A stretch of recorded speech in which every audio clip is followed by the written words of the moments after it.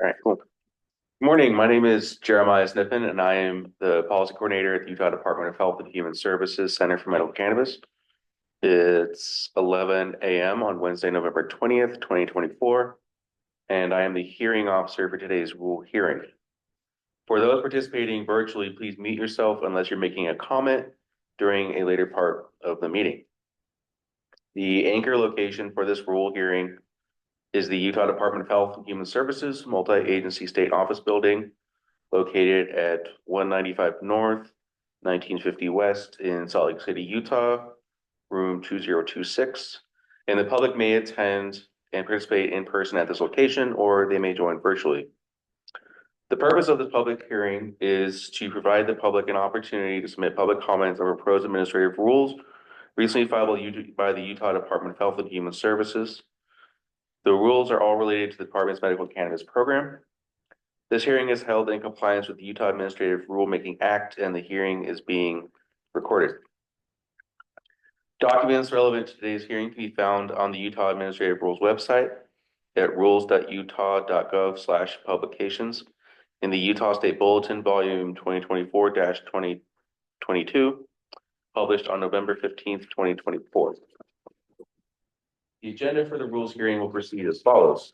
I will present information about the proposed new rule, and the rule hearing will conclude by opening the meeting up for public comments from anyone wanting to comment in person or online on the proposed repeal on the proposed administrative rule.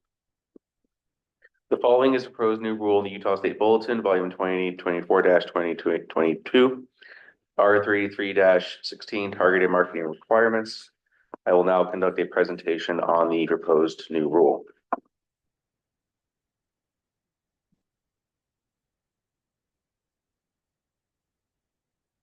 Next slide, please. This is another introductory slide, which I just discussed.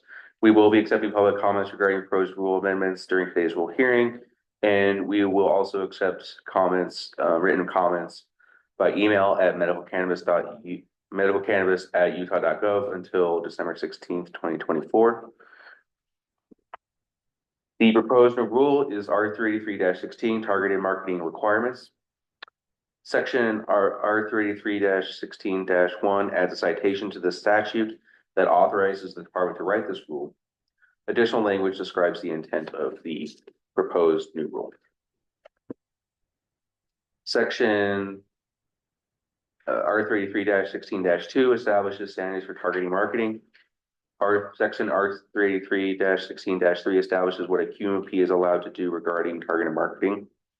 And section R383-16-4 stipulates that recreational terms or images may be allowed in targeted marketing, but only with department approval. Now, we will now turn to the public comment section of this hearing. First, we will do anybody in person who wishes to submit a public comment. We only ask that you please state your name, any affiliation, if any, and if possible, please specify the rule section that you wish to comment on. You will have 2 minutes.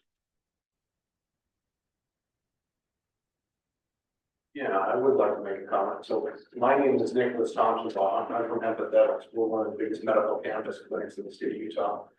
I'm not familiar with every bit of it, but what I've looked into, it seems like it's more related to the QMP as opposed to a bigger organization.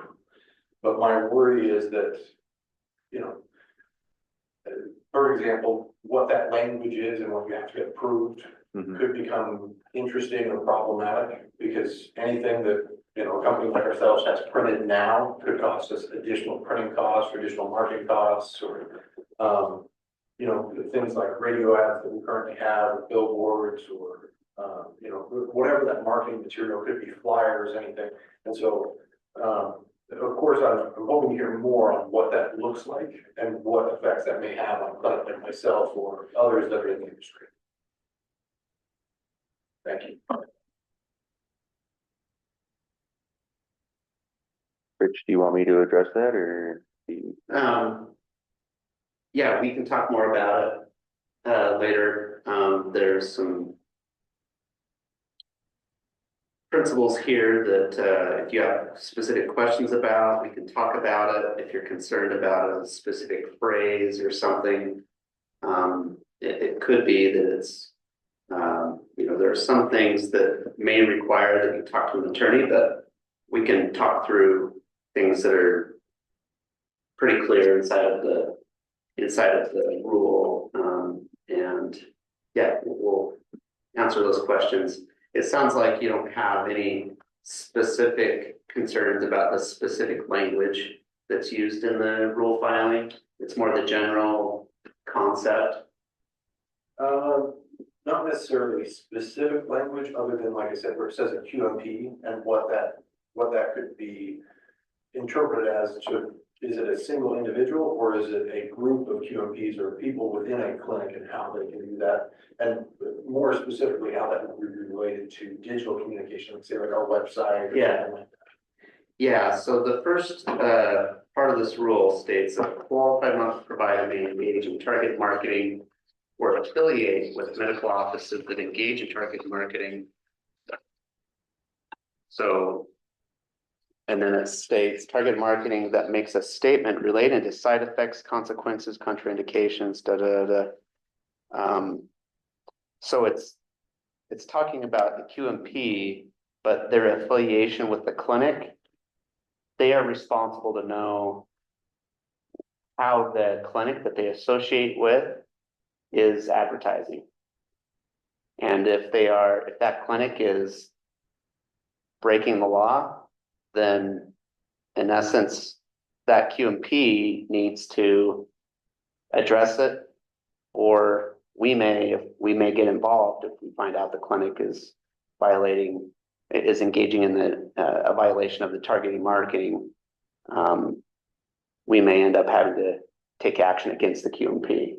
Sure. Right. And I guess maybe for me, because, I'm the only one in the room, there's probably some people who might want to do digital comments, but maybe if down the line, there could be examples of it, what that would be if an organization or a QMP is breaking the law and what that looks like. Yeah. So some obvious examples would be use of terms, including blaze, blunt, bong, bud tender, combust, cookies, dab, right? So that's pretty obvious. If you're using those terms, and there's more in that list. So yeah, I feel like the rule is written pretty clear, and using images, for example, that appeal to a child or a minor, terms or statements designed, pictures, illustrations that are associated with the recreational use of cannabis, the promotion of excessive consumption. Those are just examples of some of the things it's saying. So what you're suggesting is, hey, I've read this, and based on what it says, I would like some examples of cases where it would be an obvious violation. Sure. The only reason why I could think, or the only one that comes to mind is it does say dab in there, which in Utah we would say concentrate, correct? Like the concentrated medicine. But colloquially, people in the community, they're going to think of concentrate as dab or wax or shatter. And that is, a clinical term, is concentrate, but the average person is going to say dab. And I don't see necessarily that being a problem. But the other terms I think are completely understandable. Like a bong or different things. Those aren't things that are allowed in Utah. Right. Yeah. But where concentrate is allowed, I think that I could see language on a provider's website or different things talking about how to legally use dab, wax, shatter, concentrate, and how to use that form of medicine. Sure.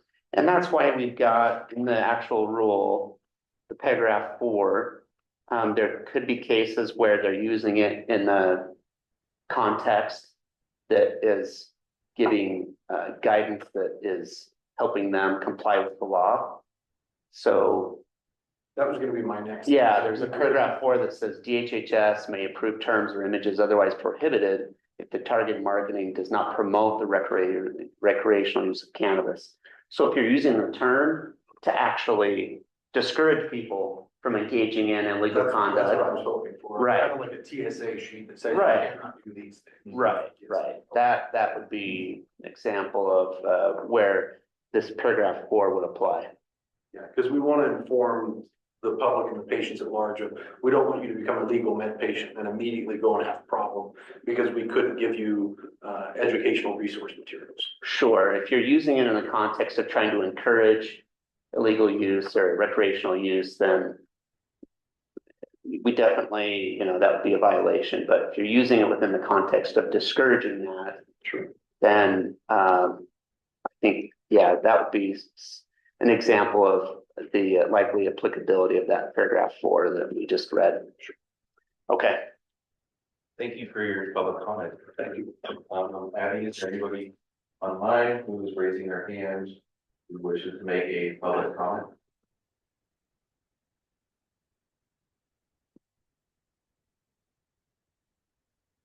Okay. At this time, it appears that the public has no additional public comments regarding the proposed new rule. The department will accept written comments regarding the proposed rule until December 16th, 2024. Written comments can be emailed to medicalcannabis.utah.gov or emailed by regular mail to the extension of the Center for Medical Cannabis at the location described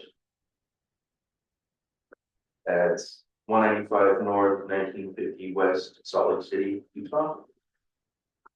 It is now 11:11 a.m. and the whole hearing is concluded. Thank you for joining.